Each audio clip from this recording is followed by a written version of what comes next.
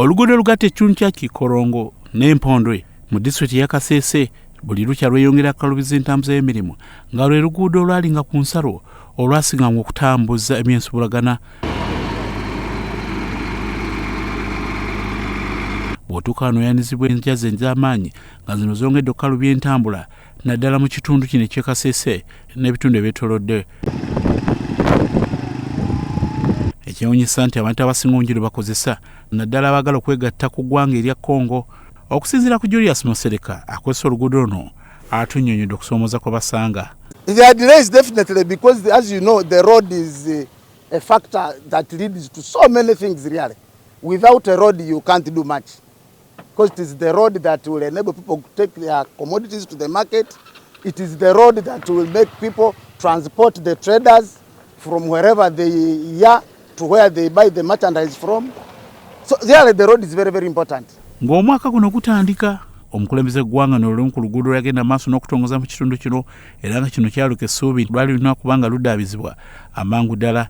Wabula lipoota okuva mu minisitule y'ebyentambula yagenda maaso n'ennyonnyola nga bwe baali bakoze enteekateeka ey'okulaba ng'oluguudo luno luddaabizibwa.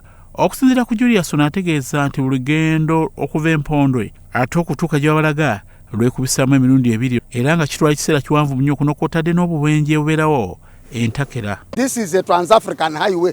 It is from another country to another country. It should be really be tarmacked. The president commissioned tarmacking the road from Kikorongo up to Wera.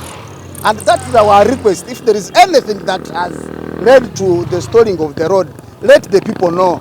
Because we understand this is our country. All we need to know is to understand why the road is not being worked on. As leaders, we have been appealing to the central government, that is the Ministry of Works and Transport. They have been promising us that the road is going to be worked on soon, but we don't know how soon is going to be soon. Wabula Minisita mubeezi wa tekinologiya n'okuteekerateekera eggwanga Godfrey Kabyanga asinzirayo n'ategeeza nga oluguudo luno lwa Kikorongo Mpondwe minisitule bw'erina enteekateeka y'amaanyi okuteeka kwezi ezigenda okuba nga ziddaabirizibwa. Also now those services have started what we call forward maintenance. Before the actual work starts, they are supposed to continue maintaining the road. That's why they are filling potholes and the like. Later, they will now clear the embankments. Clear. Kyokka nga kino tekinnabaawo embeera ekyayongera okuba nga ekaluba eri abagenda amaaso n'okukozesa oluguudo luno. Beatumusiime Gerard ku Russell TV Omunnyo.